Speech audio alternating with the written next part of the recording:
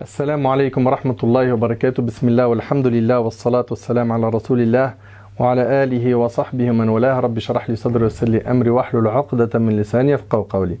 On continue toujours notre série sur la jeunesse et aujourd'hui avec l'aide d'Allah Tabarak wa Ta'ala on va aborder un sujet qui est notre religion est simple. Notre religion est simple et elle apporte énormément de bonheur, de quiétude, de paix intérieure. Mohamed Nadir, salam alaikum. Mahdi, salam alaikum.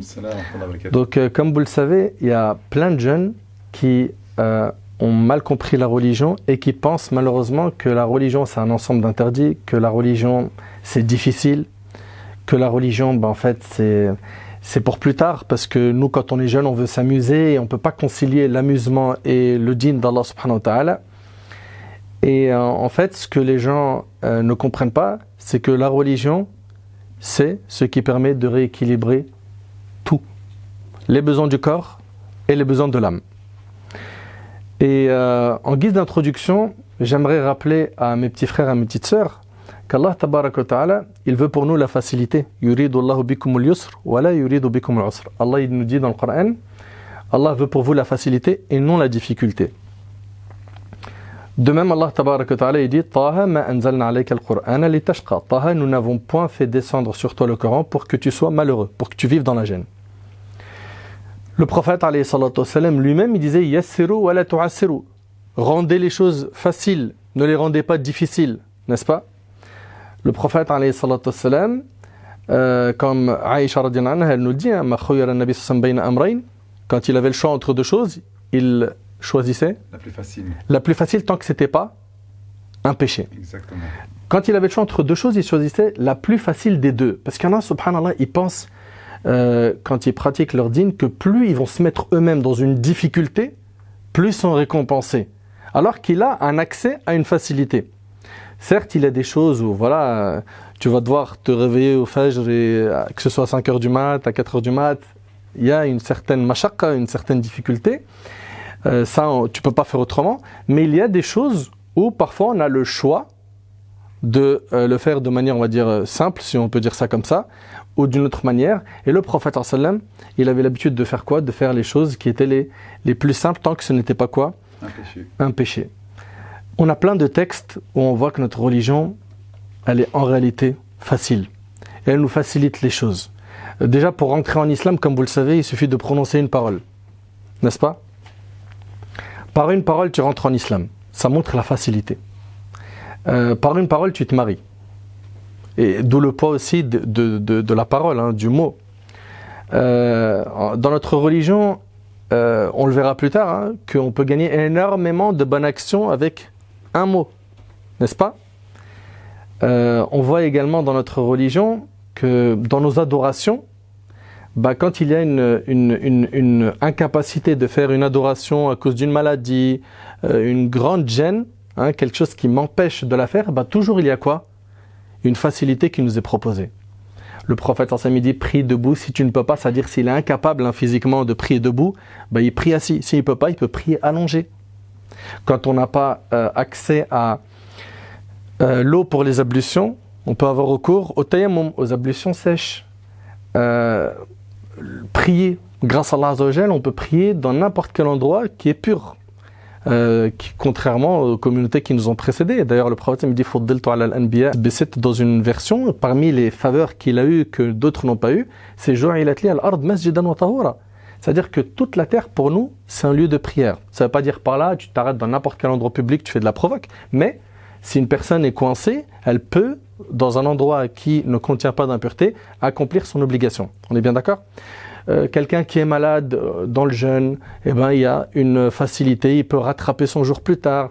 Pour le hajj, il faut réunir les capacités physiques et financières. Donc on voit à chaque fois, pour le voyage, qu'on a une difficulté, Allah Tabarak wa Ta'ala, il nous ouvre quoi? Des portes à quoi? À des facilités, à des solutions. Mon frère Mohamed, ce constat qui est que notre religion, elle est facile et que finalement, elle ne nous interdit pas de profiter des plaisirs de cette vie. Tu le partages. Et beaucoup de gens pensent que quand en fait on est dans la religion, c'est-à-dire quand on la pratique, c'est rigide, toute la partie loisir, plaisir, sourire, tout ça c'est fini. Alors que ce n'est pas le cas. Ce n'est pas le cas et j'aimerais bien justement que tu nous en dises plus. Et puis surtout un petit passage sur le hadith de Hanzala pour que les gens y voient, subhanallah, que le musulman c'est quelqu'un d'équilibré. Bismillah ar-Rahman ar-Rahim, alhamdulillah, wassalatu wassalamu ala rasulillah, ma ba'd. Effectivement, on a tendance, quand on ignore une chose, de la prendre comme ennemie. Et la personne qui est loin de la religion, elle va avoir tendance à voir la religion comme une sorte d'enclave où on est enfermé, où on doit s'interdire un certain nombre de choses pour se rapprocher d'Allah subhanahu wa ta'ala. Mais en vérité, Allah subhanahu wa ta'ala nous a créé avec un équilibre. Allah subhanahu wa ta'ala nous a créé dans la vie d'ici-bas et il nous a créé avec tous les plaisirs qui composent la vie d'ici-bas, toutes les jouissances qui composent la vie d'ici-bas. Et effectivement, Allah subhanahu wa ta'ala, comme on l'a déjà vu, il nous a créé pour son adoration. Allah azza wa jalla l'a dit « Wa ma khalaqtul jinna wal insa illa liya'budun » Je n'ai créé les djinns et les hommes que pour qu'ils m'adorent. Mais il nous a autorisé également de profiter des plaisirs de ce bas monde et de profiter de toutes les jouissances. Allah subhanahu wa ta'ala nous dit « Ya ayyuhalladhina amanu kulu min tayyibati ma razaqnakum » Ô vous qui avez cru, mangez des bonnes choses que nous vous avons données en subsistance. Allah subhanahu wa ta'ala nous a institué de manger, de boire, de profiter de sa descendance, de profiter de ses épouses. Le prophète alayhi salatu wassalam, il disait « Hubbiba ilayya min dunyakum an-nisa wa at-tib » Il m'a été donné d'aimer de votre vie d'ici-bas les femmes et le parfum. Donc ça veut dire que le prophète sallallahu alayhi wa sallam, il aimait des choses. Il avait la famille qui était autour de lui. Il aimait énormément ses enfants et ses petits-enfants. Au point où il est cité une fois qu'il était en train de prononcer le sermon du vendredi, il a vu le Hassan ou le Hussein qui marchait avec Yamshiyani wa yatada'tharan. Il marchait avec un vêtement rouge et il trébuchait devant lui. Il n'a pas résisté, alayhi salatu wassalam. Il est descendu de son minbar, il les a portés avec lui. Il a dit « Saddaqallahu al-azim » Innama amwalukum wa auladukum fitna. Il a dit, Allah a dit vrai lorsqu'il dit vos richesses et vos enfants sont une tentation pour vous. Et c'est une bonne tentation. C'est-à-dire que c'est un plaisir dans la vie d'ici-bas qu'Allah subhanahu wa ta'ala nous a donné de réaliser. Donc Allah azza wa jalla a créé des êtres humains et il leur a ordonné d'être ses serviteurs, mais des serviteurs équilibrés. Allah azza wa jalla nous a placés dans un équilibre entre son adoration qui est extrêmement importante, qui est le socle de notre vie, et entre at-tayyibat, les bonnes choses dans lesquelles la personne elle va s'épanouir, elle va profiter, elle va prendre du plaisir, elle va avoir de la jouissance. Et c'est ainsi que Allah subhanahu wa ta'ala nous a créés. Et Allah azza wa jalla, il blâme même les personnes qui vont aller dans l'extrême et qui vont s'interdire des choses, justement. L'image qu'on pourrait se faire d'une personne religieuse. Tu vois, on dit, ouais, lui, il est dans le din, ça y est, il fait plus rien. C'est pas Khimad, il est dans le din, ça y est. On va plus lui proposer d'aller au resto, il va plus rigoler, voilà, il joue pas au foot. En fait. Ouais, c'est ça. Ça veut dire que c'est une enclume, le gars. Tu le prends, tu le transportes avec toi et t'alourdis. Et Allah subhanahu wa ta'ala ne nous demande pas d'être comme ça. Pourquoi? Allah azza wa jalla, quand il nous parle par exemple des moines, les moines chrétiens, qui s'étaient enfermés dans le monachisme, c'est-à-dire le fait qu'ils s'interdisaient les femmes et ils se mettaient dans leur monastère et ils adoraient Allah toute la journée. Allah subhanahu wa ta'ala, il les a blâmés pour cela. Il a dit « وَرَهْبَانِيَّةً ابْتَدَعُوهَا مَا كَتَبْنَاهَا عَلَيْهِمْ » Il a dit ils ont inventé ce monachisme que nous ne leur avions pas prescrit. On n'avait pas prescrit pour eux ce monachisme-là. Et ils l'ont fait par agrément d'Allah subhanahu wa ta'ala, par recherche d'agrément d'Allah, mais ils ne l'ont pas accompli comme il se devait. C'est-à-dire qu'Allah subhanahu wa ta'ala les a blâmés pour cela. Et tu connais l'histoire des trois personnes qui sont venues questionner à propos de l'adoration du prophète sallallahu alayhi wa sallam, dans le hadith que rapporte le Bukhari selon Anas, qui rapporte qu'il y a trois jeunes hommes qui sont venus questionner à propos de l'adoration du prophète sallallahu alayhi wa sallam.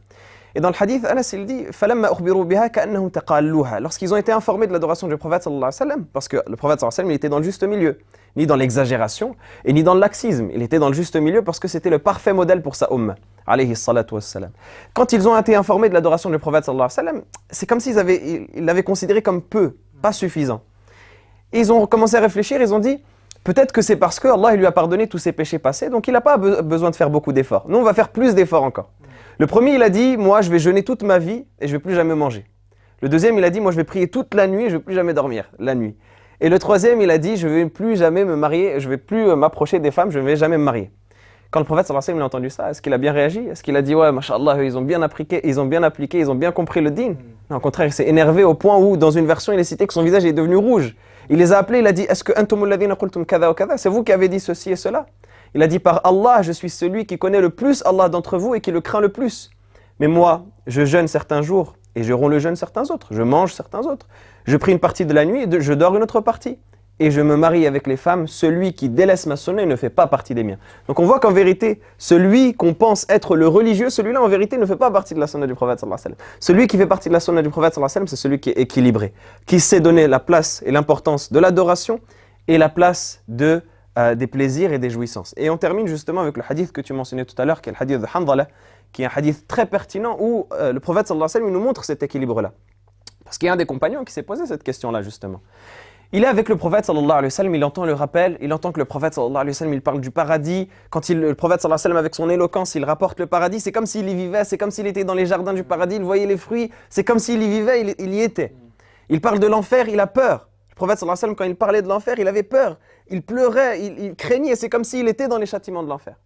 Donc il est avec le prophète sallallahu alayhi wa sallam, sa foi elle monte, elle augmente de manière exponentielle, elle monte jusqu'au ciel. Et quand il revient avec sa famille, et là c'est comme s'il sentait sa foi baisser. Pas baisser, mais dans le sens où sa foi a commencé à... Voilà, exactement. C'était plus le même niveau où il était avec le prophète sallallahu alayhi wa sallam. Et donc il voit le décalage, il commence à réfléchir. Et tu sais que, vous savez que les compagnons, ils étaient très très lucides envers eux-mêmes. Ils faisaient beaucoup cette introspection, ils commençaient à se questionner eux-mêmes. Donc lui, il voit ça, ça lui plaît pas. Il dit non, je suis hypocrite. Voilà, il dit je suis hypocrite. Donc il sort dans la rue, il dit nafaqa Hanzala, nafaqa Hanzala. Pour se blâmer lui-même, il dit Hanzala est devenu hypocrite, Hanzala est devenu hypocrite. Abu Bakr radiyallahu ta'ala anhu, il croise son chemin, il lui dit qu'est-ce qui t'arrive? Il lui explique l'histoire, il explique son problème. Donc Abu Bakr il dit wallah je sens la même chose. Abu Bakr il dit je sens la même chose que Hanzala. Donc ils vont tous les deux voir le prophète sallallahu alayhi wa sallam. Et le prophète sallallahu alayhi wa sallam leur dit cette très belle parole. Il leur dit si vous étiez chez vous comme vous étiez avec moi, les anges descendraient pour vous serrer la main dans les rues et dans vos maisons. Mais Allah subhanahu wa ta'ala ne nous a pas créé de cette manière-là. C'est le sous-entendu que le prophète sallallahu alayhi wa sallam dit. Donc le prophète sallallahu alayhi wa sallam dit « Walakin sa'a wa sa'a ». Il dit « Mais il y a une heure pour tout, il y a un moment pour tout. Il y a le moment pour l'adoration, pour le moment où ta foi elle va augmenter, tu vas travailler ta foi. Et il y a le moment où tu vas profiter des plaisirs de ce bas monde de manière équilibrée, bien sûr toujours dans le licite, mais dans cet équilibre-là qui caractérise le croyant, c'est extrêmement important cette notion d'équilibre du fait que Allah subhanahu wa ta'ala les a autorisés. Un temps pour les adorations, un temps pour la distraction, tu as dit licite. Hein. Exactement, la distraction licite. C'est exactement ça, on précise parce que on pourrait penser que toutes les distractions elles sont autorisées. Non, on garde le fait qu'on est des musulmans, on a une éthique. C'est-à-dire que même lorsqu'on va être dans la distraction, on va mettre la niya, l'intention que c'est pour Allah subhanahu wa ta'ala et comme ça on va être récompensé. Même en jouant, même en plaisantant, en s'amusant avec sa famille, si on met une bonne intention. Mais des bonnes intentions derrière. Exactement, mais des bonnes intentions derrière, on va être récompensé de ces choses-là et c'est la beauté de notre religion. Et d'ailleurs, je pense que vous pouvez nous parler de cette chose extrêmement méritoire qu'Allah subhanahu wa ta'ala nous donne, le fait que rien qu'avec l'intention, une action comme cela, elle se transforme et devient une adoration. Subhanallah. Mon frère Mahdi, aujourd'hui le constat il est là. Ils ont peur de la religion parce que pour eux c'est un ensemble de haram. Ok? On n'y voit que du sombre. On n'y voit pas la rahma. On n'y voit pas la bonté divine. On n'y voit pas les récompenses qui nous attendent. Ouvre ton cœur à nos petits frères, à nos petites sœurs et partage-nous ton ressenti. Mon ressenti, bismillah wa salatu wa salam ala rasulillah wa ala alihi wa sahbihi wa man wala. Mon ressenti, il est amer parce que malheureusement, il y a un constat qui a été vrai, c'est que, il faut le dire également ça, il ne faut pas le cacher, il y a certaines personnes qui ont montré de la rigidité dans notre religion. Et même à l'époque du prophète alayhi salatu salam, le prophète alayhi salatu salam, il a désigné des personnes qui allaient être des personnes qui allaient faire fuir les gens de la religion. Donc à un moment ou à un autre, il faut en parler également de cette chose-là. Je me rappelle de Thomas, Miskin, il est arrivé pour se convertir à la mosquée à Félix-Faure. Et Thomas, il est venu avec une petite boucle d'oreille. Thomas, il est venu avec un pantalon baggy qui tombait, on voyait son caleçon. Et il était venu avec le cœur plein de ferveur pour essayer d'en apprendre plus sur l'islam, pour essayer d'aimer Allah Jalla fi'ala. Où est l'imam? Tiens, il y a midi, il parle bien français, tu peux aller le voir. Et en entrant, il n'était même pas encore arrivé au devant de la mosquée, qu'il y a une personne qui est venue, il l'a attrapé. Hé, la boucle d'oreille, c'est haram. Hé, ton pantalon, voit ton caleçon, c'est haram, c'est pas bien. Le pauvre Thomas, il était choqué. Il a été agressé. Wallah, et dès qu'il est rentré, Miskin, il a été agressé. À un moment ou à un autre aussi, il y a... L'islam, c'est tellement beau. Il y a beaucoup de choses à dire, mais l'islam, c'est tellement beau. Mais il faut prendre également le critère que les gens ont vu de l'islam une certaine rigidité à cause de ces ambassadeurs qui veulent peut-être, eux, faire da'wah, mais qui ne font pas le nécessaire pour essayer d'accrocher les gens à l'islam. Et c'est la raison pour laquelle Sa Majesté Allah, Jalla fi'ula, notre Seigneur, qui savait pertinemment mieux que n'importe qui ce qu'il fallait faire avec ces cœurs qui étaient soit enveloppés ou qui étaient à la quête justement d'Allah, Jalla fi'ula, il nous dit « Ud'u ila sabili rabbika bil hikmah » et il ordonne à son prophète « Appelle sur le sentier de ton Seigneur bil hikmah » avec sagesse « Wal maw'idatil hasana » et avec la bonne exhortation « Wajadilhum billati hiya ahsan » et polémique, débat avec eux de la plus excellente des manières. Inna rabbaka huwa a'lamu biman dalla an sabili. Certes, c'est ton Seigneur qui sera celui qui s'écartera de son chemin, wa huwa a'lamu bil muhtadin, et c'est lui qui sait ceux qui sont véritablement guidés. Donc à un moment ou à un autre, nous devons simplement montrer le bon visage. Il faut qu'en fait, les musulmans montrent que l'islam n'a aucune relation avec la rigidité. Rappelle-toi également lorsque Sayyidina Moussa alayhi salam et Sayyidina Haroun ils sont partis voir Pharaon. Allah leur a ordonné idhaba ila Pharaon faqula lahu qawlan layyina et dites-lui des paroles pleines de douceur. Subhanallah, Pharaon. وقال أنا ربكم الأعلى, il disait je suis votre Seigneur le très haut. Pharaon. Pharaon, il se prenait pour Allah Azza wa Jal. Et pourtant, allez le voir et parlez-lui avec pleine douceur. Et qu'est-ce qu'il donnait à notre... Donc Thomas, il n'aurait pas dû être accueilli comme ça. Thomas, il n'aurait pas dû être accueilli comme ça. Lorsque tu regardes à la lumière des versets que je viens de citer et de tous les nombreux hadiths où on nous parle de douceur, il y a une rigidité. Pour moi, ça, c'est le premier point. Et les gens, en fait, ils voient que l'islam, c'est simplement des cases de halal et haram. C'est une religion. C'est comme un jeu, tu vois. Alors que lorsqu'Allah, subhanahu wa ta'ala, nous interdit des choses, c'est pas pour rien. C'est pas une rigidité. Tu vas aller voir une fille, subhanallah, dans le haram. Il risque d'avoir un enfant qui naisse hors mariage. Ben ça, c'est une mashaqqa. Lorsque tu vas essayer de jouer... c'est-à-dire c'est une grosse difficulté. C'est quelque chose... C'est un problème. Ouais, c'est un problème. Ce n'est pas facile. Lorsque tu vas, par exemple, jouer au jeu de hasard, au début, tu penses que tu as l'appât des gains, mais à la fin, tu tombes dans une addiction. Donc, ce qui était au début... ou ce que tu pensais avec l'adrénaline qui va monter, etc., que c'est quelque chose de bien, eh bien, in fine, tu verras en fait que c'est plus une difficulté. En parlant de ça, il y a quelqu'un qui est venu me voir dans une mosquée qui m'a dit « Je suis tombé dans cette addiction et je suis aujourd'hui fauché. J'ai perdu 300 000 euros. » Allah, what 300 000 euros. 300 000 euros. Il y en a beaucoup qui perdent dans les casinos, mais 300 000 euros, Allahu Akbar. D'ailleurs, Allah Jalla fi'ala nous dit dans le Coran « Laha ma kasabat wa alayha maktasabat » et ici, la différence, subhanallah, linguistique, elle est importante. Laha ma kasabat, les hasanat, c'est-à-dire les choses bonnes, on les a avec facilité. Kasaba shay, c'est avoir les choses avec facilité. Mais les péchés, Allah il dit iktasaba. On rajoute des mots, on rajoute des termes pour montrer que ça, même les péchés, en fait, c'est des difficultés. Parce qu'il y a des conséquences derrière. Mais les conséquences, simplement, dans cette dunya, elles sont terribles. Déjà ici. Déjà ici, tu payes ici. Al-jaza min jins al-amal. Chaque action que tu fais, tu dois la payer. Lorsqu'Allah nous interdit des choses, ce n'est pas pour rien. Et je finirai sur ça. Pourquoi on voit l'interdit? Allah nous a donné plus de centaines de milliers de boissons licites et on veut chercher que la boisson alcoolisée. Et tu as interdit une seule chose, c'est la boisson avec l'alcool. Tu as délaissé je ne sais pas combien de milliers de boissons et tu veux prendre que celle avec l'alcool. Allah Jalla fi'ala nous a donné un palais tellement large, mais il a sacralisé certaines choses. Et nous on dit ouais subhanallah c'est difficile, mais pourquoi tu regardes ce qui est restreint alors qu'Allah il t'a donné large? C'est toi qui es focus sur une chose qui est trop restreinte. Arrête de dire que c'est difficile. En fait, la personne, tout simplement, elle n'a pas eu quelqu'un qui lui a bien exposé les choses. Malheureusement. Et tout à l'heure, tu disais une chose qui est très pertinente. Moi, l'histoire de Thomas, là, elle est encore là, tu vois, que la personne, elle vient repentante et elle se mange des pierres. C'est dur, ça. C'est dur. Subhanallah. Oui, t'as raison de... Non, mais, Jean, je suis peiné parce que là, je pense au bédouin qui a uriné dans la mosquée. Allahu Akbar. Tu vois Regarde comment le prophète sallam s'est comporté avec lui jusqu'à ce qu'il a même dit Wallah, fais-moi miséricorde ainsi qu'à Mohammed et à personne d'autre. Tellement il a vu de la bonté. Et cette histoire, peut-être nos petits frères ils la connaissent pas, nos petites sœurs. C'est un homme qui rentre dans la mosquée et qui urine dans la mosquée. Du prophète. Je sais pas si vous arrivez à imaginer ça. Aujourd'hui, ça c'est un truc, si ça arrive, Meskin. Meskin, c'est la prochaine janaza juste après. Là, il est mort. Et subhanallah, il urine dans la mosquée et certains veulent le blâmer et le prophète il leur interdit cela. Laissez-le terminer. Laissez-le terminer. Et subhanallah, d'ailleurs, dans les shuruh, j'avais vu pas mal de choses qui sont impressionnantes. Un, c'était pour pas le mettre dans la peur. Deux, le risque, s'il court pendant qu'il est en train d'uriner, il est plus grand, il va plus souiller d'autres endroits que ce qu'il aurait fait dès le départ. Il y a plein de sagesse. Et le prophète à la fin, il lui explique. Et combien de fois on voit des textes où le prophète il explique à ces personnes désobéissantes, à ces personnes qui ont fait des erreurs, et t'entends dans des hadiths, je n'ai jamais vu un enseignant comme lui. Oh, Allah fait miséricorde à moi, Mohammed. Et à personne d'autre. Et à personne d'autre. Il était toujours là à trouver des solutions. Le jeune qui est venu dire au prophète autorise-moi la fornication. Qu'est-ce qu'il lui a dit alayhi salatu wassalam? Accepterais-tu pour ta mère, ta sœur? Est-ce que tu accepterais ça pour ta mère, pour ta sœur? Et là, tout de suite, ça touche.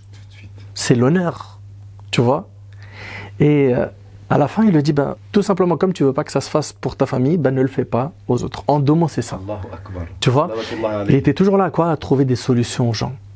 Et lui qui voulait à fond au début la fornication, il repart avec un autre état. Il n'en veut plus de ce péché.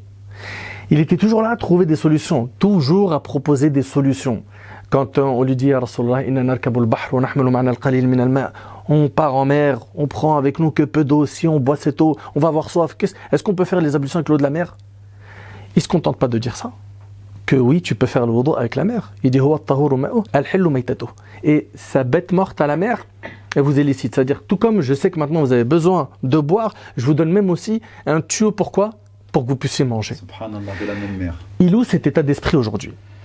C'est ça qui a fait des fois la communauté Nader, malheureusement, et c'est pour ça que les gens ils pensent que notre religion elle est rigide. C'est ça qui est problématique. Pourquoi? Parce que les gens, malheureusement, c'est une réalité, ils ont rencontré des gens qui n'avaient pas le bagage nécessaire pour parler avec eux, qui n'avaient pas la sagesse nécessaire pour parler avec eux. Tout à l'heure, tu avais justement entamé le sujet, il avait envoyé Mu'adh ibn Jabal au Yémen, c'est ce que tu disais. Exactement, subhanallah. Mais avant même de Yasser wa la tu'assir, pourquoi dès le début tu dis aux jeunes, aux petits, écoute, c'est Ramadan, faut que tu fasses tes prières, attention à l'heure, attention ci, attention ça, baisse ton regard. Il donne toutes les mashaqqa, tout ce qui est interdit. Et pourtant, le prophète, lorsqu'il a envoyé Mu'adh, il lui a dit Yassir wa la tu'assir, wa bashir wa la tunaffir. Annonce des bonnes nouvelles. Et pas les mauvaises. Fais pas fuir. Fais pas fuir. Et il a dit, il y en a parmi vous qui font fuir.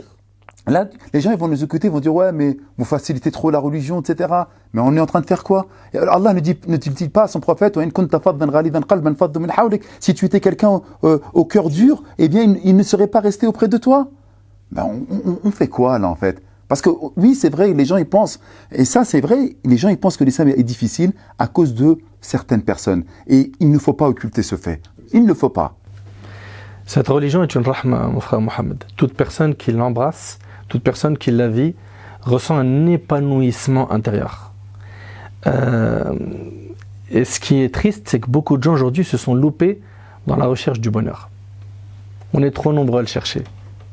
Chacun il a sa carte, et pour lui le plan pour accéder au bonheur c'est SAP, je valide meuf, je valide luxe, j'existe dans les réseaux sociaux, je suis un influenceur, j'ai des followers, il m'envoie des messages, il me kiffe, et j'alimente, j'entretiens mes réseaux, etc., etc. Donc aujourd'hui, on leur a dressé un plan, on leur a expliqué c'est ça le bonheur.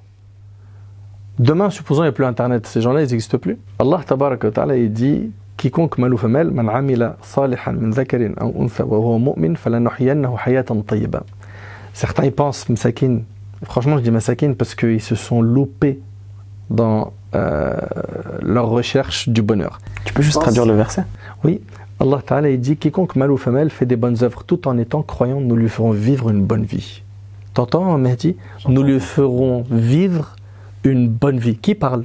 Allah Jalla fi'ula. Allah c'est le maître, le créateur, qui nous connaît mieux que n'importe qui, n'est-ce pas? Subhanallah, il nous dit que la clé pour avoir le bonheur, c'est quoi? Al-Iman. Tu crois en Allah, tu as la foi en Allah subhanahu wa ta'ala et tu fais des bonnes œuvres. C'est la clé du bonheur. Certains, ils se sont loupés, hein. Ils pensent que c'est dans la notoriété, dans les diplômes, dans l'argent, le rang social. Je suis haut placé, je suis le patron de telle boîte. Ça peut apporter des petits bouts de bonheur, mais ça ne comblera pas ce manque, ce vide cruel qui est à l'intérieur de ton être, ton âme qui est pauvre. Parce que le prophète il a dit, la vraie richesse n'est pas dans les biens abondants de cette vie, mais la vraie richesse c'est celle de quoi? De l'âme. Al-ghina ghina an-nafs. Et donc quand la personne, elle a la foi en Allah subhanahu wa ta'ala, et elle entretient cette foi, et qu'elle fait des bonnes actions, ça y est, c'est bon. Cette personne-là, Tabarak ar-Rahman, elle a enfin les clés pour avoir le bonheur tout le temps. Il y a des secousses dans la vie, on a des épreuves, mais on se sent bien. Pourquoi? On est connecté à Allah subhanahu wa ta'ala et on sait que tout ce qui vient de lui, même les épreuves, sont un bien pour nous. Ils sont un bien pour le croyant, n'est-ce pas? Même dans l'épreuve, finalement, il y a un bien pour le croyant.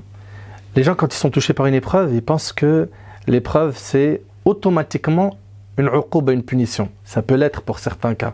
Quand la personne, de base, elle est asi, elle est loin d'Allah tabaraka wa ta'ala. Mais pour le croyant, qui, de manière générale, il se comporte bien dans sa religion, qui est mustaqim, droit, qui fait le nécessaire, mais qui trébuche, qui des fois, voilà, il tombe, il se relève, etc. L'épreuve reste purificatrice et reste un bienfait. Et tu es d'accord avec moi, mon frère Mohamed, que la personne, elle n'a pas de recul quand elle mange l'épreuve. Il y a plein de textes qui sont venus sur ce sujet. J'aimerais que tu nous touches 2 mots sur ce point-là, sur finalement le bienfait de l'épreuve, que ce n'est pas dans tous les cas une sanction divine, mais que ça peut être une miséricorde de la part d'Allah. Barakallahu fik. En vérité, cette épreuve-là qui vient toucher le croyant et cette difficulté qui touche le croyant, elle vient le rappeler sur quelque chose de beaucoup plus profond que l'épreuve en elle-même. Et elle vient lui poser une question existentielle, qui est de, au final, pourquoi est-ce que je suis là? Et pourquoi est-ce que je subis cette difficulté? Et pourquoi est-ce que je ne profite pas comme un tel ou une telle profite? Et tout ça, ça nous rappelle au final notre fonction de croyant et notre fonction de serviteur. Mais pour comprendre ça, il faut vraiment comprendre ce qui constitue véritablement le serviteur d'Allah subhanahu wa ta'ala. Si tu verrais une personne, Khinadr, Khimahdi, tu vois une personne qui prend son téléphone dernier cri, mashallah, il est en train de l'utiliser, mais tu vois qu'il l'utilise pour manger. Il le met dans une assiette de pâtes et il mange avec. Tu vas dire qu'il est fou, il a perdu la raison. Il y a un problème. Tu vois une personne qui prend un livre qui coûte super cher, beau, etc. Il le met dans une casserole, il met de l'eau et il mange. Tu vas dire qu'il y a un problème. Si tu vois une personne qui se met à marcher sur le ventre, tu vas dire qu'il y a un problème. Pourquoi? Ce qui rassemble toutes ces personnes-là, c'est qu'elles ont utilisé la chose qui était à leur disposition dans autre que le but pour lequel elle a été créée. Quand ils ont utilisé cette chose-là dans autre que le but pour lequel ça a été créé, ça a été fait, bien tu les as considérés fous. Parce que la chose, elle n'est pas à sa place. Mais le croyant, c'est la même chose. Allah subhanahu wa ta'ala, il a créé, il a fait du croyant une sorte de... on pourrait donner l'image du croyant comme un vase ou comme une lampe, dans laquelle Allah subhanahu wa ta'ala, il a prévu qu'il y ait cette place-là pour accueillir la flamme de la foi. Et quand le croyant, il remplit ce vase-là avec autre chose, bien justement, il y a un manque. Il va avoir une crise à l'intérieur de lui. C'est la raison pour laquelle on voit beaucoup de gens qui essayent de combler ce manque-là, cette crise à l'intérieur d'eux, par une recherche de reconnaissance, comme tu l'as dit, sur les réseaux sociaux. Il veut une célébrité, par une course derrière les plaisirs. Il veut comme on dit, casser le temps, briser le temps. Il veut passer le temps, tuer le temps. Tous ces mots-là qui sont utilisés contre le temps. Parce qu'en fait, il veut plonger et se plonger dans une insouciance. Et on voit des personnes qui vont pousser la chose à l'extrême. Des personnes qui vont, akramakallah, se saouler, akramakumullah, boire de l'alcool jusqu'à l'ébriété. Des personnes qui vont se droguer. Tout ça pour oublier les problèmes. Quand tu lui dis pourquoi est-ce que tu fais ça, il dit pour oublier les soucis. Mais en vérité, c'est pas pour oublier les soucis. C'est pour oublier son réel objectif dans la vie d'ici-bas, qui est d'adorer Allah subhanahu wa ta'ala. Pourquoi? Parce qu'il y a toujours cet emplacement-là qui est vide en lui. Et il essaye de le remplir, mais ça rentre pas. C'est comme les jeux pour enfants où tu dois mettre le rond dans le rond et le carré dans le carré. Ben lui, il met le rond dans le carré. Il essaye de forcer, ça rentre pas. Il n'a pas de réseau. Exactement, il n'y a pas de réseau, c'est déconnecté. Pourquoi? Parce qu'il y a quelque chose qui est en lui qui crie. Il y a cette voix en lui qui lui dit « Mais non, c'est pas ça que je veux ». C'est comme quelqu'un qui a faim et au lieu de combler sa faim par la nourriture, mais il la comble en mangeant de la terre. Il sera jamais rassasié parce que c'est pas ça que son corps il veut. Ben là, c'est la même chose. Son cœur, c'est pas ça qu'il veut. Alors que le croyant qui a réussi à mettre la foi à sa place, mais celui-là, subhanallah, même s'il a les pires difficultés, même s'il a les pires épreuves, même s'il est dans une vie de lutte, mais il sera apaisé. Pourquoi? Parce que sa foi, elle aura pris la place qu'il faut. Parce que son cœur, il sera comblé par la lumière de la foi. Et parce que toutes ces difficultés-là, il en comprendra les sagesses et il verra où est-ce que ça le mène. Il sait que cette vie d'ici-bas, c'est une vie éphémère. Il sait qu'au final, c'est vers Allah subhanahu wa ta'ala que se fera le retour. Il sait que Allah azza wa jalla nous a mis ici pour une période déterminée pour nous éprouver. Et donc quand il a une épreuve, quand il a une difficulté, il la voit du plan positif. Il ne regarde pas la chose négativement. Comme celui qui court derrière ce bas monde, il regarde la chose négative parce qu'il a l'impression de perdre quelque chose. Il a l'impression que, voilà, il y a encore un autre vide qui se crée à l'intérieur de lui, donc il y a encore une autre crise, donc il ne supporte pas.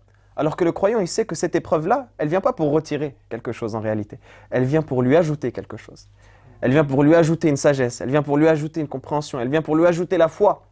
Elle vient pour le rapprocher d'Allah subhanahu wa ta'ala et le purifier. Et c'est comme cela que le croyant il le voit. Et donc quand il a la foi qui le comble et qui lui comble le cœur, mais il va profiter de l'épreuve comme il profite du bienfait. C'est pour cela que certains savants ils ont dit que le pieux, pour lui, il considère au même degré l'épreuve et le bienfait. Pour lui, le bienfait, eh bien, il est doux. Mais l'épreuve, elle est aussi douce que le bienfait. Il profite comme dans le bienfait, il profite dans l'épreuve. Mais une personne pourrait se dire, mais moi je fais trop de bien, comment ça se fait, je suis éprouvé? Justement, Allah subhanahu wa ta'ala, plus tu fais le bien, et plus il t'éprouve. Parce que quand il t'éprouve, il te purifie. Quand il t'éprouve, il te rapproche de lui. Quand il t'éprouve, il t'enseigne. Il t'élève en degré. Il t'élève en degré, exactement. Ici-bas et dans l'au-delà. Il te rajoute des bonnes actions, il t'efface des péchés. Au point, le prophète sallallahu alayhi wa sallam, il dit hatta shouka. Il dit même hatta shouka, il dit même l'épine. Même l'épine qui touche le croyant, elle lui purifie des péchés. Même le prophète sallallahu alayhi wa sallam, il dit même un état de tristesse, un état de peine. Des fois, tu te lèves comme ça, t'es pas bien, t'es pas dans ton assiette. Tu sens que t'es triste, tu sens que t'es déprimé. Bien même ça, exactement, ça contribue à t'effacer les péchés. Parce qu'Allah subhanahu wa ta'ala, il te purifie. Et quand le croyant, il arrive à comprendre ça, il arrive à comprendre ces messages qu'Allah subhanahu wa ta'ala lui envoie, mais il voit ça sur le fait que Allah subhanahu wa ta'ala, il l'aime en fait. Donc finalement, l'épreuve, c'est un bien. Exactement, l'épreuve, c'est un bienfait. C'est pour cela que le prophète sallallahu alayhi wa sallam, il dit « Ajaban li amri al-mu'min » Quelle étonnante situation qu'est la situation du croyant. « Inna amrahu kullahu lahu khayr » Il dit toute sa situation pour lui, c'est un bien. « In asabathu sarra shakar, fakana khayran lah » S'il est touché par un bien, il remercie et c'est un bien pour lui. وَإِنْ أَصَابَتْهُ ضَرَّاء صَبَرَ فَهُوَ خَيْرٌ لَهُ. Il a dit, et s'il est touché par une épreuve, une difficulté, il se montre endurant, patient. Il accepte l'épreuve, il agrée le test de son Seigneur, l'épreuve, et il revient vers Allah subhanahu wa ta'ala. Mais ça, comme Allah subhanahu wa ta'ala, il dit وَلَا يُلَقَّاهَا إِلَّا الَّذِينَ صَبَرُوا. Ça, ce n'est que les véritables patients et les véritables croyants qui arrivent à ce stade-là. C'est pour ça que quand on observe les compagnons, qu'est-ce qu'on voit? On observe que les compagnons, c'était les meilleurs exemples dans cela. Par exemple, vous connaissez l'histoire de Khubayb ibn Adi, radiyallahu ta'ala anhu, quand il a été envoyé par le prophète sallallahu alayhi wa sallam dans Ba'th al-Raji', le prophète sallallahu alayhi wa sallam, il y avait une des tribus, des polythéistes, qui ont voulu tendre un piège aux croyants. Ils ont fait semblant qu'ils étaient convertis à l'islam, etc. Ils leur ont dit, ils ont dit au prophète sallallahu alayhi wa sallam, on veut que tu nous envoies certains de tes compagnons pour qu'ils nous apprennent l'islam. Le prophète sallallahu alayhi wa sallam a envoyé 10 de ses meilleurs compagnons, parmi eux il y avait Khubayb. Au final c'était un piège, ils les ont vendus aux Mécois, les Mécois ils les ont récupérés pour se venger de ceux qui étaient morts à la bataille de Badr. Ce qui est voulu dans l'histoire, c'est que Khubayb ibn Adi, à un moment ils l'ont torturé, ils ont voulu l'assassiner. Mais avant de faire ça, ils lui ont posé une question. Ils lui ont dit, est-ce que tu voudrais pas être chez toi avec ta famille et que Muhammad soit à ta place, alayhi salatu wassalam. Il a dit, par Allah, je ne voudrais pas être chez moi avec ma famille et que Muhammad soit touché par une épine. Comment est-ce qu'il arrive à ce degré? Comment est-ce qu'il est arrivé à ce degré où il sait qu'il va être torturé par les Mécois qui veulent se venger? Il sait qu'il va être tué. Mais pourtant, il arrive à patienter et à agréer l'épreuve, il la prend avec le sourire. Parce que le cœur de Khubayb a été rempli par la foi. Et quand on arrive à ce stade-là, on comprend qu'au final, l'épreuve et la difficulté, c'est un bienfait d'Allah subhanahu wa ta'ala. Subhanallah, barakallahu fik. Allah yajazik khair, Mohamed. Mahdi, je vois que tu veux prendre la parole. Il y a quelque chose qui te tient à cœur, vas-y. Barakallahu fik. Lorsque j'entends les jeunes, tu peux leur dire tout ce que tu veux dans les degrés du paradis, pour eux ça restera abstrait. Pourquoi Allah subhanahu wa ta'ala, alors que je suis musulman, alors que vous me dites que l'islam c'est quelque chose qui va attirer, j'ai pas envie de tomber dans l'épreuve, j'ai pas envie de me retrouver dans la difficulté. Allah subhanahu wa ta'ala, il est riche par excellence, il est miséricordieux. Il peut me mettre une vie super facile. Pourquoi je suis obligé de passer par ça? Pourquoi c'est quoi l'islam en fait? C'est une religion où on est obligé de souffrir? Regarde, vous venez de me le dire avec les versets, etc. Mais en fait, faut revenir un tout petit peu en arrière pour bien comprendre la chose. L'individu, l'humain, non pas que le croyant, il est fait de corps et il est fait d'une âme. Le corps, on va le nourrir avec la nourriture terrestre, des viandes, des fruits, etc. Mais pour pouvoir nourrir l'âme que tu disais, il faut une nourriture céleste qui vient d'en haut, parce que l'âme n'a pas été créée sur terre. Ensuite, on envoie l'ange qui insuffle l'âme. L'ange, il vient du ciel. L'âme, elle vient de là-haut. Tu ne peux nourrir l'âme que de là-haut. Et là, tu te dis, mais alors pourquoi je suis touché par l'épreuve? Eh bien, en fait, l'épreuve, c'est un bienfait énorme. Si tu réfléchis, qui a été le plus éprouvé? C'est le prophète. Est-ce que le prophète, il a été éprouvé parce qu'il a fait des bêtises? Parce que c'était un châtiment? Hasha lin-nabi alayhi salam. Jamais on ne pourrait imaginer que le prophète, il était là-dedans. Mais lorsque l'individu il est touché par l'épreuve, qu'est-ce qu'il va faire automatiquement? Il va lever les mains et se connecter avec Allah. Et il est là le cadeau. Parce que là, tu nourris ton âme maintenant. Ah, tu voulais pas la nourrir, tu allais à droite, à gauche, etc. Ben maintenant, avec l'épreuve, forcément, tu vas te tourner vers moi. Forcément, tu vas me demander. Et dès que tu es en contact avec Allah, dès que tu évoques Allah, eh bien, tout de suite, ton âme, elle est déjà nourrie. Et alhamdulillah, rabbil alamin, le prophète, il a été énormément éprouvé, comme Sayyidina Moussa, comme tous les prophètes et messagers. Donc parfois l'épreuve, on pense que c'est une épreuve, mais c'est une éducation avant tout. Et ça te donne le goût, ça te donne le goût et surtout la nourriture de l'âme. Mais n'est-ce pas qu'il disait Allah Jalla fi'ula, ala bi dhikrillahi tatma'innul qulub.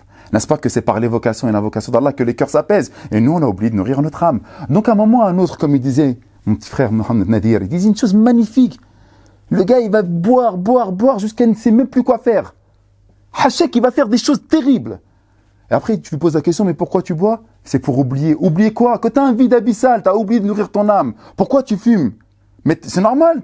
En fait, tu penses, tu dis, mais il y a un truc qui manque, il faut que je continue à m'amuser à fumer. Mais en fait, tu es en train de remplir quelque chose qui ne sera jamais rempli. Comme il a dit, tu utilises une fonction pour autre chose, ça ne marchera jamais. Ben, nourris ton cœur. Et donc, à chaque fois qu'il va fumer, qu'il va boire, ou qu'il va s'amuser dans les boîtes, ou qu'il va regarder des séries, 1, 2, 3 saisons, sans s'arrêter. À la fin, c'est pourquoi?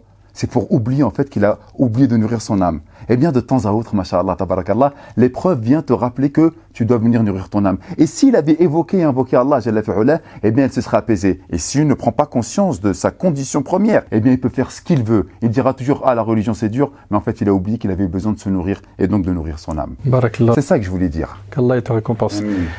Moi, il y a un point que j'aimerais bien qu'on rapproche à nos petits frères et nos petites sœurs, parce qu'il ne reste pas beaucoup de temps. Nos petits frères et nos petites sœurs, en fait, s'ils savaient ce qui nous attend après la mort comme récompense, on réaliserait à quel point on peut faire ces sacrifices pour Allah subhanahu wa ta'ala facilement, de se lever pour le fajr, de se préserver du haram, de ne pas mettre dans notre estomac quelque chose de haram, de consommer quelque chose de haram, etc. Subhanallah, ce hadith-là qui est chez Muslim où le prophète il dit, ce hadith il m'a toujours impressionné, mon frère Mahdi, où le prophète il dit qu'on ramènera la personne qui aura goûté le plus d'épreuves dans la vie d'ici-bas. Il sera trempé qu'une fois fil Jannah. Et par le fait d'être trempé une fois fil Jannah, il oubliera toutes les épreuves. On lui demandera, est-ce que tu as connu une épreuve? Il dira, Ya Rab, j'ai jamais connu une épreuve dans ma vie. Être trempé combien de fois, mon frère Mahdi? Une fois.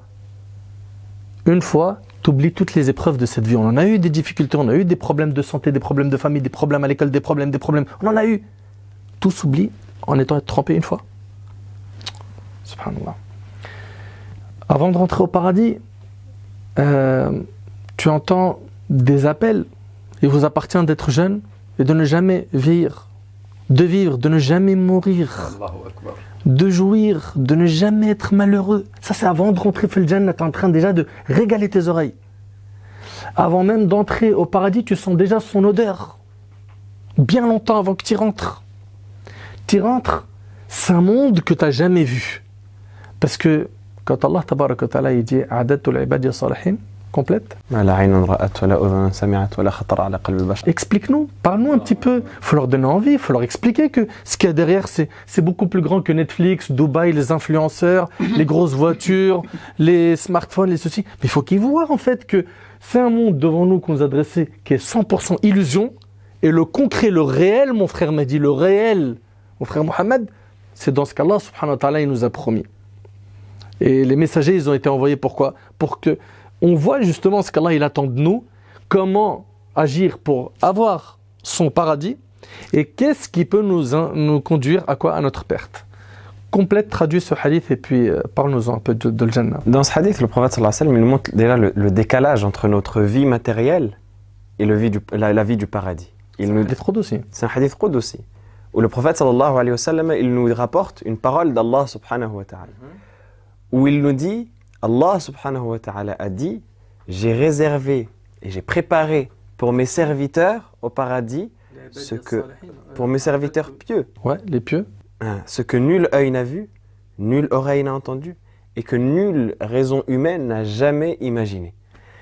Mais ici, dans ce hadith, on nous apprend plusieurs choses. Déjà, le prophète sallallahu alayhi wa sallam nous parle des délices du paradis, comme tu l'as très bien dit, qui sont inimaginables et qui dépassent l'entendement humain. C'est des choses qu'on ne peut même pas imaginer. C'est si je me pose là, pendant 1 heure, et je me dis, vas-y, je vais imaginer le paradis, tout ce que j'aurais imaginé des délices les plus incroyables, les plus magnifiques, Tout ce que j'ai vu, tout ce que j'ai entendu. Aujourd'hui, on a accès à tout aujourd'hui sur les réseaux sociaux. Exactement. Toutes les vidéos YouTube où tu as magnifiques vidéos en 4K des chutes du Niagara ou des plages de sable blanc. Tout ça, c'est incomparable à ce qu'il y aura au paradis. Mais dans ce hadith, il y a quelque chose aussi que j'aimerais mentionner, qui est le fait que le prophète sallallahu alayhi wa sallam nous parle de notre référentiel à nous. C'est-à-dire, il nous dit ce que nul œil n'a vu. Ça veut dire que toi, ce que tu vois ici, c'est illusoire. C'est rien du tout. C'est une goutte. Dans un autre hadith, le hadith al-Mustawrid al-Mushaddad, le prophète sallallahu alayhi wa sallam, il dit que ad-dunya, cette vie d'ici-bas, par rapport à l'akhira, par rapport à l'au-delà, c'est comme la personne qui rentre son doigt dans l'eau et qu'il ressort. Tu as tout l'océan. L'océan, tu as l'impression qu'il n'a pas de limite. Et tu rentres ton doigt dans l'eau et tu le ressors. Bah, l'équivalent de dunya, c'est ce qui ressort avec ton doigt. C'est même pas quelque chose de mentionnable. Ça retombe directement dans l'eau. Et tout le reste, c'est l'akhira, c'est l'au-delà. Moi, j'aimerais vous poser une question. Et j'aimerais poser une question à tous ceux qui nous écoutent. Imagine qu'une personne, là, tout de suite, là, on va dire, elle a l'âge de l'adolescence. 15, 16, 17, 18. Il dit, moi, à partir de maintenant, je veux consacrer ma vie à kiffer. Je veux juste faire du haram. Je vais faire tout ce qu'il y a ici-bas sur terre, tous les plaisirs, je vais en rater aucun. Dans quelle situation est-ce qu'il va être? On va lui dire, ok, d'accord, toi tu veux consacrer à faire du haram. Consacrer ta vie à faire du haram. Tu vas vivre combien de temps? 60, 70 ans. Ça veut dire que devant toi, là, déjà, tu as brûlé 17 ans de ta vie. Tu as brûlé presque 20 ans de ta vie. Déjà, quasiment le tiers de ta vie, il est parti. Tu l'as même pas vu passer. Tu es encore à l'adolescence, hein. La vingtaine. Déjà, quasiment le tiers de ta vie, il est parti. Ça, c'est si il vit jusqu'à 60. Ça, c'est si il vit, dans le meilleur des scénarios, 60, 70 ans, 80 ans. Le tiers de ta vie, tu le passes à quoi? À dormir, n'est-ce pas? On dort 8 heures, 9 heures, surtout les chômeurs et les gens qui n'ont rien à faire de leur vie. 10 heures, 11 heures, 12 heures. D'accord, tu as dormi le tiers de ta vie. L'autre tiers de ta vie, tu vas le passer dans les maladies. Tu te réveilles un matin, tu as mal au ventre, tu peux rien faire, tu peux pas bouger de ton lit. Tu te réveilles un autre matin, tu as mal à la tête, tu peux rien faire. Et t'enchaînes, et t'enchaînes, et t'enchaînes, et ta vie, elle passe dans ça. Tu arrives à la quarantaine, cinquantaine, ça y est, tu commences à vieillir, ton dos, il commence à se courber. Tes os, ils commencent à flétrir, tu commences à te casser. Tu dépasses les 60, 70 ans, c'est fini, il n'y a plus rien de toi. Tu es assis dans un fauteuil roulant, on te pousse. Il y a certaines personnes âgées, qu'Allah les aide et les guérisse et leur facilite.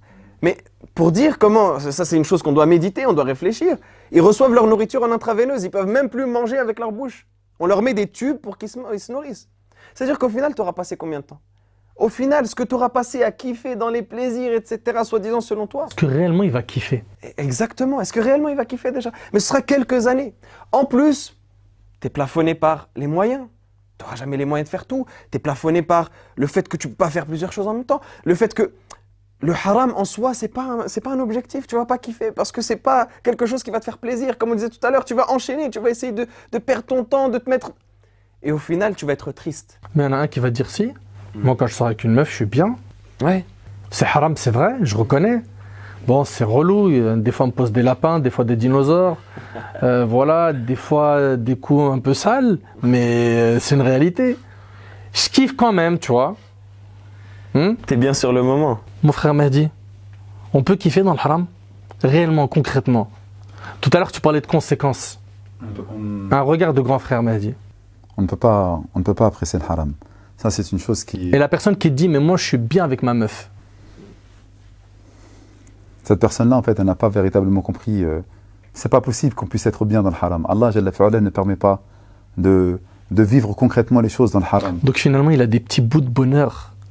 Et Shaitan, il lui embellit, en fait. Et il se ment à lui-même. Parce qu'il sait qu'il n'est pas bien. Pour pouvoir goûter au paradis céleste, depuis tout à l'heure, nous sommes en train d'en parler, il faut goûter d'abord au paradis terrestre. Il faut juste regarder les personnes richissimes qui se sont en fait suicidées. Pourquoi nous on va loin? À un moment ou à un autre, il faut parler concret avec nos jeunes. Pourquoi des personnes qui ont goûté à l'alcool, aux femmes, aux plus belles voitures, aux yachts, ils ont fait les plus belles plages du monde privées, ils sont dans les plus grands clubs privés, pourquoi ils tombent dans la cocaïne? Pourquoi ils sont tout le temps sous substances illicites? Pourquoi ils sont tout le temps alcoolisés? Emprisonnés. Beaucoup emprisonnés. Dépression. Que des dépressions anxiolytiques. Mais la fin, c'est ce que j'allais dire. À la fin, déception amoureuse. À la fin, ils se suicident. Les gens ne les aiment pas pour eux-mêmes, mais ils les aiment par rapport à leur argent ou par rapport au faste de leur vie. Par rapport à ce qu'il a. Par rapport à ce qu'il a. Donc en fait, à un moment ou à un autre, pourquoi on va loin? Regarde déjà ceux qui ont tout eu, ceux qui ont vécu ce paradis terrestre. Parlons concrètement. Est-ce que c'est réellement un paradis terrestre, Mehdi? Eux, ils pensent qu'ils sont heureux, mais en fait, wallah, et que c'est les plus grands malheureux. Ils sont seuls. Malgré tous les apparats, toute la richesse qu'ils ont, ils sont extrêmement seuls. D'autres, il faut bien l'entendre, ils vivent dans la misère absolue. Ils ont du mal à joindre les deux bouts, mais lorsque tu regardes leurs yeux, tu vois, subhanallah, la sérénité, la quiétude et la tranquillité. Qu'est-ce qui se passe chez toi? Comment ça se fait que tu es déjà heureux dans cette dunya? La paix intérieure. La sérénité, la paix intérieure, comme tu dis. Et lui, qu'est-ce qu'il a? Il a goûté au paradis terrestre, comme il disait Ibn Taymiyyah. On ne pourra jamais goûter au paradis céleste avant de goûter au paradis terrestre. Et la véritable, tu l'as dit en introduction, le véritable bonheur, la véritable richesse, c'est quoi? La richesse de l'âme. La richesse de l'âme. C'est lorsque tu es bien. Et pourquoi des grandes chanteuses, je peux la citer parce que c'est un exemple pour les petites, elle avait tout, notoriété, argent, les concerts remplis. Et à la fin, subhanallah, elle est devenue musulmane. Et elle dit, j'ai vu mon plus grand bonheur. Mais c'est un exemple. Pourquoi vous allez chercher loin? Vous avez été attiré par le faux semblant? C'est pas ça la réalité de la vie. La réalité de la vie, si vous êtes, ne serait-ce... En fait, je suis désolé de le dire, ça va peut-être blesser, mais j'ai l'impression un petit peu qu'ils ne réfléchissent pas, ces gens-là. Vous voyez par A plus B, c'est mathématique, c'est factuel, que lorsque vous prenez ce chemin-là, mashaqqa, c'est une difficulté. Et pourtant, vous... Galère sur galère. Mais c'est que ça. Il n'y a rien. Et les gens qui se sont mariés ou qui se sont connus dans le haram après qu'ils se sont mariés, ça finit par des divorces. Ou les enfants qui sont mal éduqués, ou parce qu'on a essayé de faire des choses. Mais Billah, regardez, dans toutes les histoires, dans tous les clips de rap, etc., c'est que des problèmes. Pourquoi? Pourtant, c'est le monde que vous voulez. Ça me rappelle une parole d'Ibn al-Qayyim, il disait, celui qui aime quelque chose, pas pour Allah, et que cette chose ne le rapproche pas d'Allah, il sera châtié, puni par cette chose dans cette vie avant l'au-delà. Subhanallah, c'est-à-dire que cette relation illicite ou autre, finalement, ça sera une source de douleur et de souffrance dans la vie d'ici-bas. Me concernant, j'aimerais vraiment, mon frère Mohamed Mehdi, que vous expliquiez à nos petits frères et à nos petites sœurs, avec des mots simples, qu'ils ont beaucoup plus à gagner en étant pratiquants de la religion d'Allah qu'à perdre. Et il faut arrêter avec ces verrous, ces cadenas qu'ils ont dans leur tête, qui consistent à leur faire croire que si tu te mets dans la religion, tu commences à pratiquer ton dîn, c'est mort. Il n'y aura plus de bonheur. Allah Ta'ala, il a dit, n'oublie pas ta part dans la vie d'ici-bas. Et il nous a montré les clés du bonheur, il nous a tout expliqué, Azza wa Jal. Ses petits frères et ses petites sœurs. Un mot pour finir, Inch'Allah. Le mot de la fin, c'est mets une balance devant toi et mets toutes les choses qu'on a évoquées dans un côté de la balance et tout le reste qu'on te propose dans l'autre côté. Mets ta vie éphémère dans laquelle tu vas passer quelques instants qui vont passer comme un clin d'œil et mets le paradis éternel de l'autre côté. Mets dans une balance, dans un côté de la balance, le fait qu'Allah subhanahu wa ta'ala, il t'aime, il veut ton bien. Il t'a créé pour son adoration et il t'a autorisé un millier de choses licites. Et mets dans l'autre côté de la balance les quelques choses illicites qu'il t'a interdit.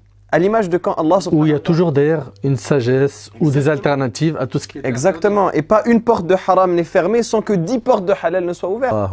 À l'image de Adam alayhi salam, lorsqu'il a été créé dans le paradis, Allah subhanahu wa ta'ala, comme les savants le disent, il lui a interdit un arbre. Mais il lui a autorisé combien d'arbres autour? Il lui a autorisé tout le paradis. Mais il lui a interdit un arbre. Donc, dans cette balance-là, le fait que Allah subhanahu wa ta'ala, il t'a interdit peu de choses et il t'a autorisé tout le reste. Dans cette vie dans laquelle ton existence est limitée, Allah subhanahu wa ta'ala, il t'a permis de faire en sorte que ces plaisirs-là soient une adoration qui vont t'élever en degré au paradis. Et Allah subhanahu wa ta'ala, il va te rapprocher de lui, même quand tu vas faire ces choses-là qui seront des distractions et des loisirs. Si tu mets une bonne intention, Allah subhanahu wa ta'ala, il te rapproche de lui, il t'élève. Et au final, tu le retrouves au paradis, dans les degrés du paradis pour l'éternité, dans tous les plaisirs et toutes les jouissances, dans le réel moment où tu vas pouvoir profiter de la vie réellement, profiter de l'existence qu'Allah subhanahu wa ta'ala te donne. Essaye de mettre les deux dans la balance et regarde ce qui est le plus logique, ce qui est le plus naturel, ce qui est le plus rationnel et prends une décision, mais prends la bonne décision. Mehdi, un mot pour la fin. Vraiment très court, sois intelligent.